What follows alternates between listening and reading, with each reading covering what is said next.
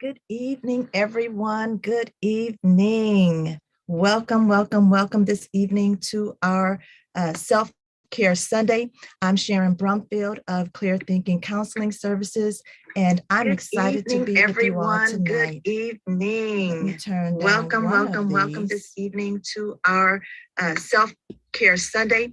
I'm Sharon Brumfield of Clear Thinking Counseling Services, and I'm excited to be with everyone. Good evening. All right, so hopefully you can still hear me. We had some technical difficulties with this sound. And so I pray that you all can hear me as we go ahead and get started this evening. Let me see. Let me just go quickly over to YouTube and make sure that we are good. I think I'll go, no, we're gonna stay right here. All right, so we're gonna get started for tonight. Let me go ahead and share my screen. We're talking about self-care tonight.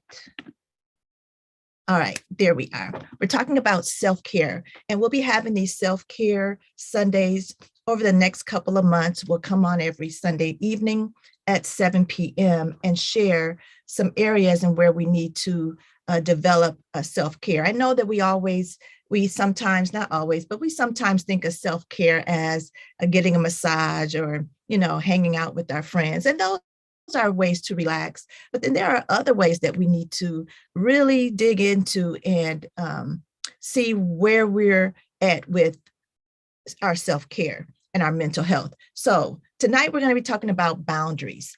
And for the next couple of Sundays, we'll talk about boundaries. We're just doing an overview of what boundaries mean, how can we apply them to our lives, what when we apply boundaries, what happens, and things like that. So let's go ahead and jump in to our lesson this evening. Boundaries. All right, what are boundaries? What are boundaries? I wish I had found out about boundaries when I was in my 20s, when I was younger, because when you have the understanding of what a boundary is, then it definitely helps us navigate our way in various relationships. So boundaries, just a simple definition for boundaries, is a line that separates. It's just that line you draw in the sand, and these are things that you will not tolerate when it comes to people and relationships. Now, boundaries cause us to separate ourselves in our personal space from others. I know we all know someone that does not adhere to personal space. They come right into your face. And so, you might step back a little bit because it's kind of sets you back a little bit. But do we ever say, okay, you've gotten into my personal space, especially if it's somebody we know? If it's somebody that we know, we may not say, oh, okay, you're in my personal space. That's a little bit too close. We might step back. And what I found is when you step back, they step forward. So they don't have the concept of personal space. But boundaries cause us to draw that line into what we're going to tolerate with people being in our personal space. It keeps us physically and emotionally safe when we set boundaries. It keeps us physically safe, where when somebody steps into this personal space, then now we're on guard. Or it keeps us emotionally safe. We know that we have triggers, and when people are getting close to those triggers, then we know that they are going beyond our boundaries, and then we have to have that conversation with them. Sometimes it's not an easy conversation, but it's a conversation that must be had if we're going to keep our emotions safe. We're going to keep our mind in a safe place. When I was taking a self-defense class, the instructor talked about there's different spaces that a person can come to you that you'll know that now they're about to attack you in some type of way. So you might see them a ways off, and you keep your eye on them. And then if they get into this certain area, now you're looking like, okay, this might happen. Then when they get a little closer, you're like, okay, this is happening. And now I need to go into defense mode. I need to defend myself. So those are boundaries. They are like a defense. They help us stay safe. And then boundaries teach people how to treat us. If we don't tell people how to treat us, they'll treat us the way they want to. And usually it's not going to be for our benefit. It will be for their benefit. And so when we're talking about boundaries, those are just general. Those aren't every definition of a boundary. There are many, many, many other definitions of boundaries. And so again, a boundary is a line. It's a line that we draw in the sand. It's a line that we draw. If you think about a house that has a fence all around it, that's a boundary. You're setting your house apart from other people. You're letting them know that this is my space. This is where I stay. And the gate tells you, the fence tells you not to come in. However, there's a gate there. So if you're welcome, if we've allowed you to come in, you can open up the gate and you can come on in. That's just how it is with our personal selves. We've got to have that space around us where everybody can't come in. Everyone doesn't have my phone number. That's a boundary. Everyone doesn't have that. So, just strangers don't have my phone number where they can just call me up and start talking to me. No, those are different boundaries that we have to set for people. So number 2, where do boundaries fit in my life? I already know what a boundary is. Now, where do they fit for me? Boundaries help us find our voice. Sometimes in relationships, we lose our voice.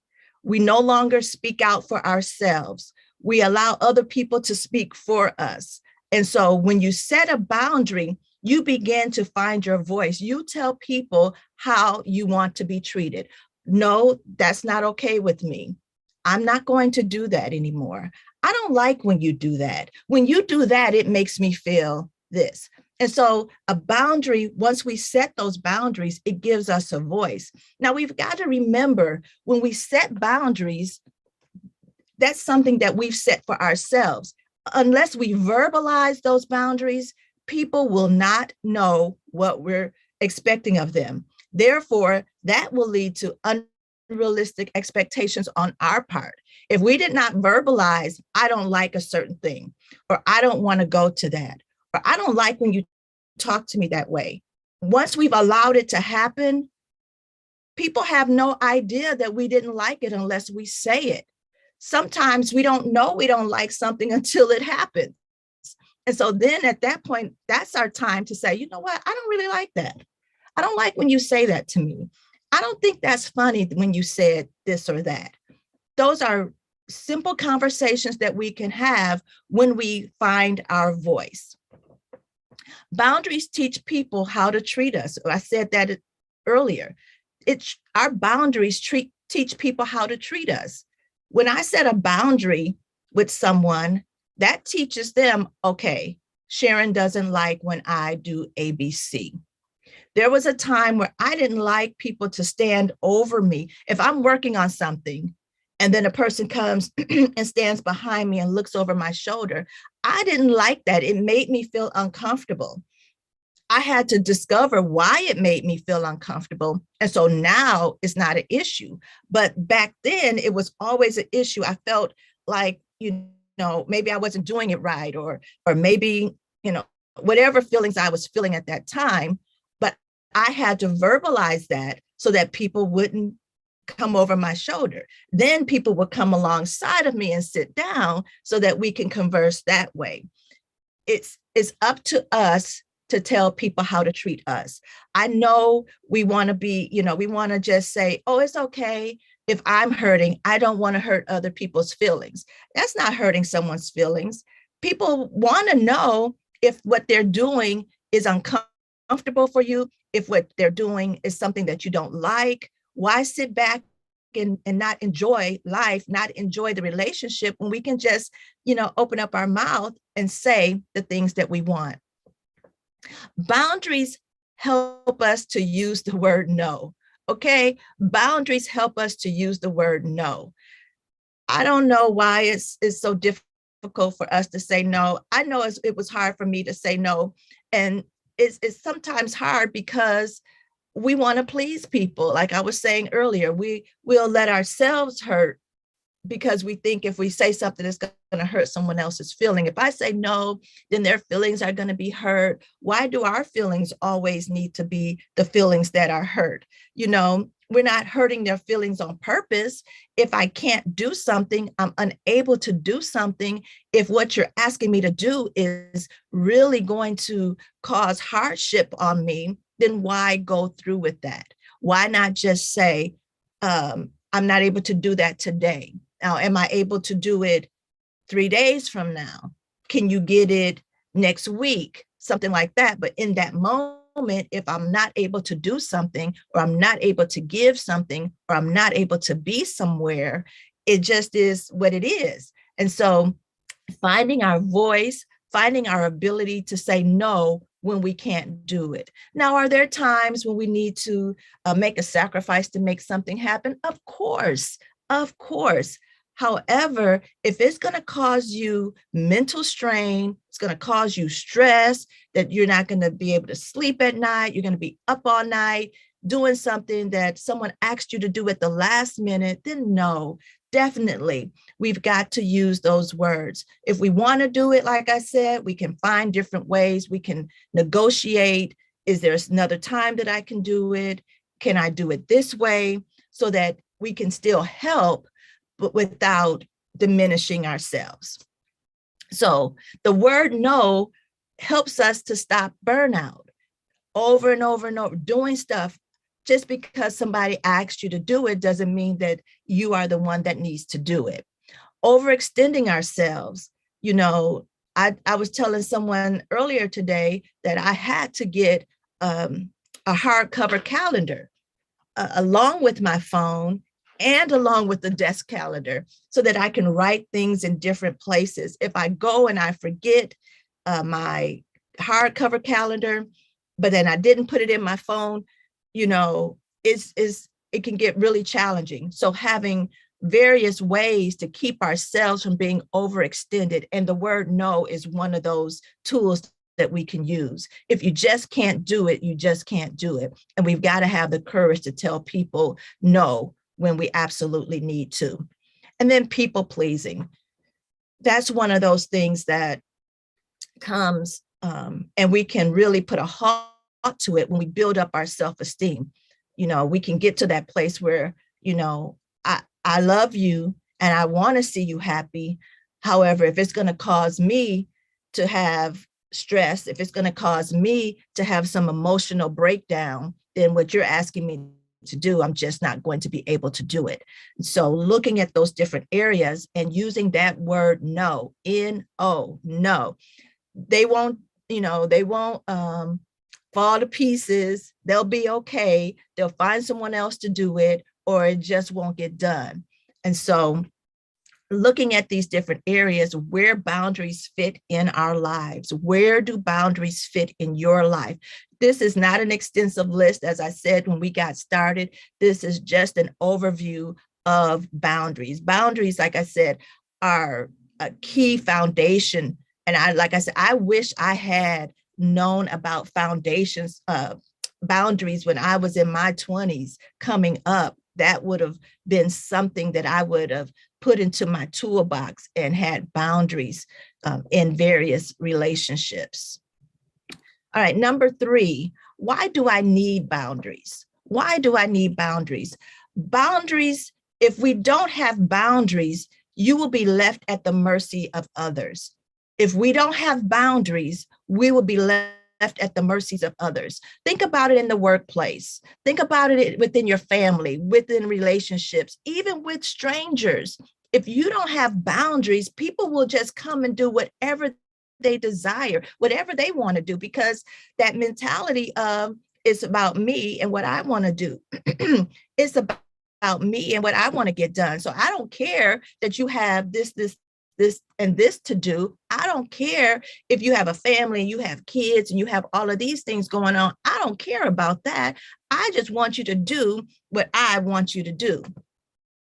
And so looking at why we need boundaries in our lives, in our workplace. Why do we need boundaries in the workplace? Because then if there are no boundaries, then coworkers, how would we build those safe relationships in the workplace if we don't have boundaries? People will be in everyone's business if we didn't have boundaries. It just would be chaos if there were no boundaries in the workplace. Think about where you work. Think about, or if you own your own business, think about those things that where you have to have boundaries and why that is so important. Within families, with your family members. Coming up when I got married, even when I was going to different marriage retreats and things, they would always say there has to be boundaries between the couple and family. You're not going to share everything about your marriage with your family, because if your spouse does something that you don't like and you tell the people in your family, well, you've moved on and forgiven them and you guys are a happy couple again, but your family is still in that same place of looking at them side-eyed because of what they did. And so you've got to have those boundaries where what your marriage is your marriage, and then family is family. We love everyone, but we don't have to share everything about ourselves and share everything about our family, about our marriage. Think about social media. There are times, and I get it, because people don't have those relationships that they need where they can go and share things in confidence and share things with people that will love them and help them and support them. So then there's everything on social media. Every time you do something, it's on social media. Every situation, every argument you have is posted. Text threads are posted. You can't even text people nowadays because it's going to be posted. Where are the boundaries? And so thinking about that and understanding how when there are no boundaries, how chaotic it can be, how misleading it can be, how unsafe it can be. And then I thought about boundaries with strangers. Earlier, I talked about the personal space. If you just allow strangers to come in your personal space, you just share things with anybody that comes along, that's very unsafe. It can be physically unsafe and it can be emotionally unsafe. You think about how rumors start. You think about how people share information with someone and then it gets leaked.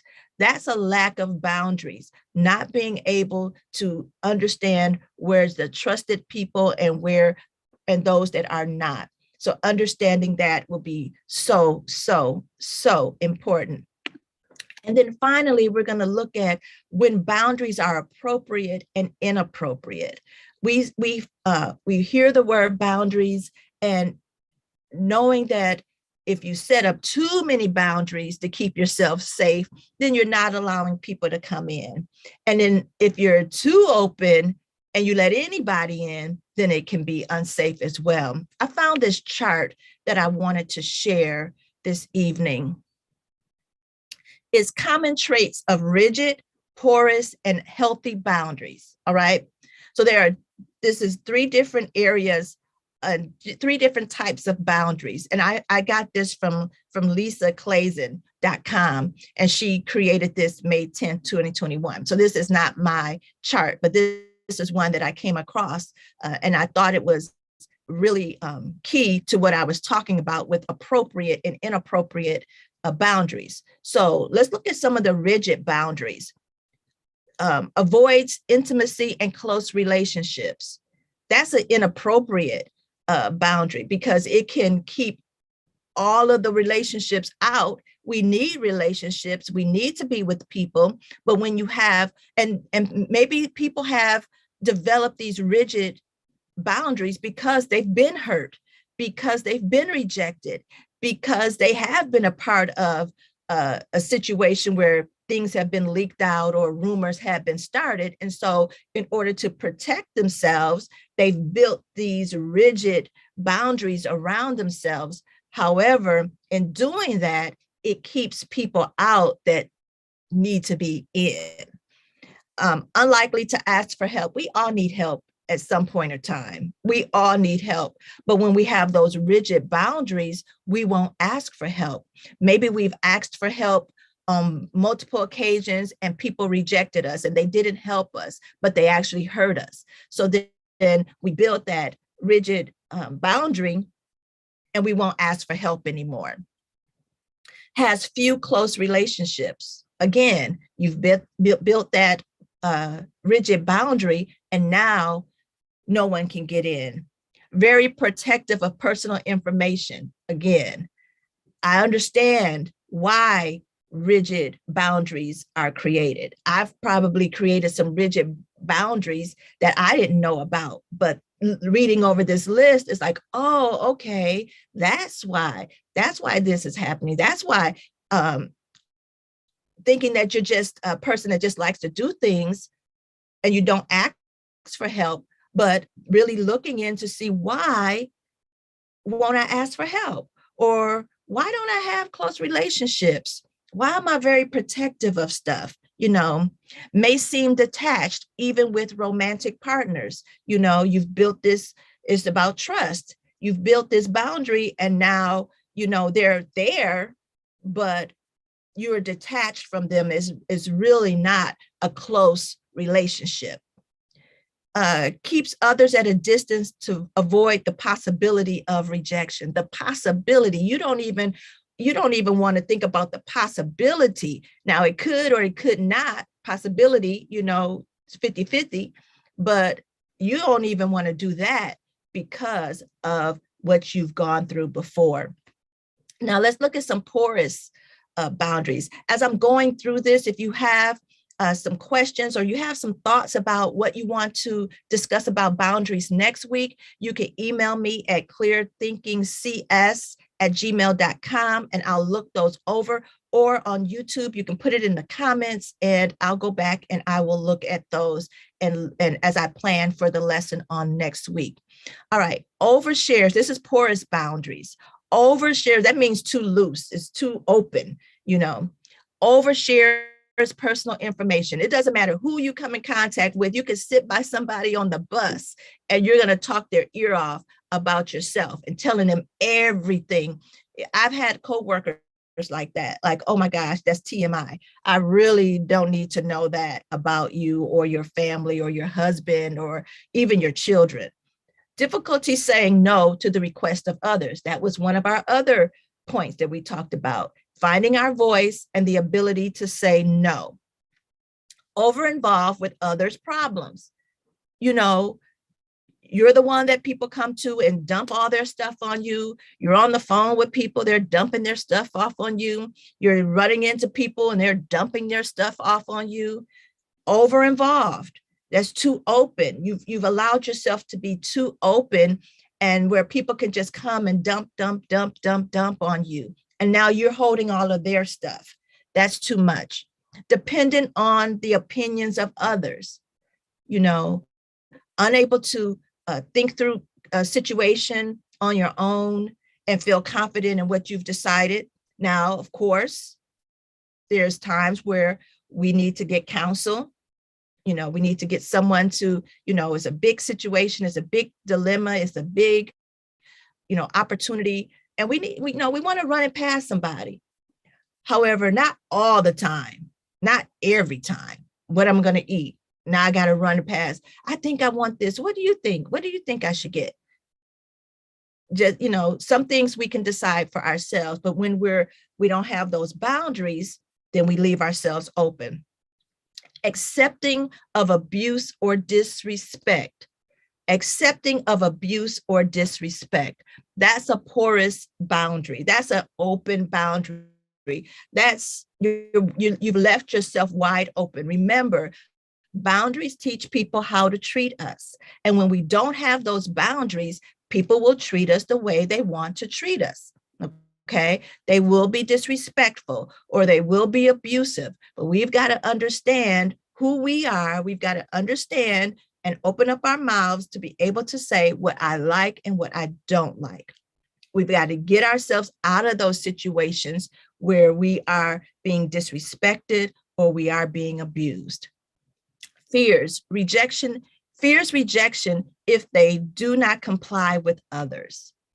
Fears that the fear of I'm going to be rejected if I don't do what they want. So I'm just going to do what they want, even though I don't want to do it, even though I know that that's not the area that I want to be a part of. However, I'll take the hit because I don't want the other person or the other people, to be upset and reject me. Rejection happens. No one wants to be rejected. However, it does happen. And so we've got to strengthen ourselves in those times. Again, finding our voice, knowing what we like, knowing what we dislike, and being able to verbalize those things in various situations. Now, finally, we're going to look at some healthy boundaries. Values your own opinion. You value your opinion. You're not afraid to raise your hand and say what you think, even if no one else thinks what you're thinking or no one else agrees with what you're thinking. It's okay with you. You value your thoughts. You value what you bring to the table. And so you're able to say that to others. Doesn't compromise values for others. If you believe what you believe, then no one can cause you to sway away from that. No one can say, oh, I don't like that. You have on an outfit. I'm just doing basic, you have on an outfit you believe is pretty, is pretty, you like it, it looks good on you. And then you go somewhere and then someone is like, oh, why did you wear that? Oh, I wore this because I like the color. I wore this because I like the way it fit. I wore this because I like it. I bought it. I like it. However, that takes a lot because now someone comes up to you. Now you're like, you don't like it? What's wrong with it? Now you're going that way. I've been there too. However, we've got to get to that place again, finding your voice. Shares personal information in an appropriate way, does not overshare or undershare. Okay, you share exactly what's needed for that point, for where you are, for the company that you're in. You share just what you're supposed to share. Have you ever been around someone? We talked about the person that overshares, the person that undershares. You gotta dig and you gotta ask more questions. And it's like, just tell me, just tell me what would, go along with the conversation. But you gotta dig and you gotta ask and you gotta probe and you gotta, just to get the little bit of information out of them. Knows personal wants and needs and can communicate them. You know what you want, you know what you need, and you're able to communicate those things effectively, okay? That's a place where we want to be, saying what you want, no matter who's around, saying what you need, okay, what do you need? We get asked that all the time. We're in a project, okay, what do you need? You're working on a team, okay, what do you need? We've got to be able to lay that out so that other people can assist in those areas. And then finally, accepting when others say no, accepting when others say no to them, accepting when others say no to them. Sometimes I might have to say no, and sometimes you may have to say no to me. No is no. I can't get upset about the no. I can't go and get an attitude about the no. I have to regroup and find out another way to do it. See how someone else can do it. Maybe change the way I want to do it so that it could be a yes. Whatever the case may be, I need to learn how to say no. And as I'm learning how to say no, others need to learn how to say no. It's just we're not always able to do everything for everyone. So this chart right here, when I came across it, I was like, oh yeah, this is really good information because it shows us where we are. Maybe we're in the rigid boundaries.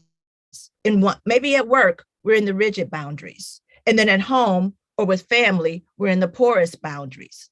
Maybe we're in the healthy boundaries, at home, but then at work, we're in the porous boundaries.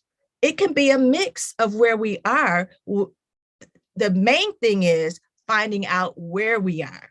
Once you can see, oh, that's me. Yeah, I avoid intimacy and close relationships, or I don't share enough information, or you know what, I do accept disrespect from people. I don't know. I got to figure out why I got to, why do I do that? It's important for us to sit down and have those conversations with ourselves so that we know where we are. We can figure out the plan, how to get out of that, and then we can move forward in life. Not having healthy boundaries, it can catch up with us. In the beginning of the PowerPoint, I talked about boundaries keep us physically and emotionally safe. When we don't set up those boundaries, we can set ourselves up to be in a place that's physically an unsafe place for us, or an emotional unsafe place for us. And when we find that, you know what, I'm in an emotionally unsafe place, I got to get out of this. I'm feeling stressed in this environment. I come into this environment and I feel overwhelmed. We got to, sit down and ask ourselves these questions. Why am I feeling it? I feel my heartbeat racing. I feel like I'm breathing really fast. What are those emotions and what are those feelings, and why am I feeling that way? Okay. So this was just our intro and our overview. Next week, we're going to dig a little deeper into the boundaries.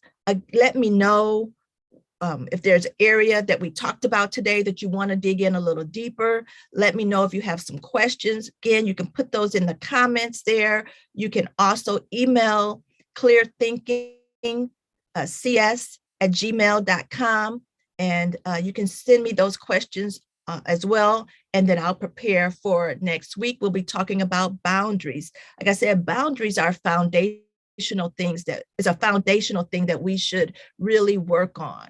Otherwise, we're out here and we will allow people to do and say and treat us however they feel. And that's not okay. That is not okay. We're going to begin to think clearly about boundaries, how we can apply them to our lives, why they're important, and especially this last part, what area are we in right now? Are we surrounded with rigid boundaries, porous boundaries, or are we surrounded with healthy boundaries? Well, I'm excited about our self-care Sundays. I'm excited about the topics that we'll be talking about over these next several months. I'm excited about some events that we have coming up. And our one event that's coming up in February it's the Self-Love for Me weekend. It's the Self-Love for Me weekend. We'll be coming together on a Friday and Saturday.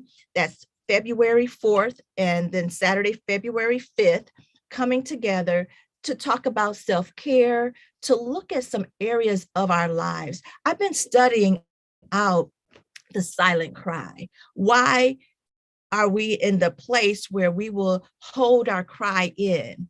And what does that mean? And what does it do for us when we let that out? So we'll be talking about that. We'll be talking about women who can become these warrior women through us in our self-care. We're not just talking about going and getting our toes and our nails done. We're not talking about that. We're talking about doing the work to get ourselves mentally stable, to move our lives forward. No more of the rigid boundaries, no more of the porous boundaries, but looking at healthy boundaries that will keep us moving forward in life, connecting with other people. So I'm excited. Look for the flyer to be coming out, as well as a commercial to give you more information about It's the Self-Love for Me weekend. I cannot wait. I'm excited, totally excited. We're going to have some breakout sessions, some times for you to talk in a small group with other women.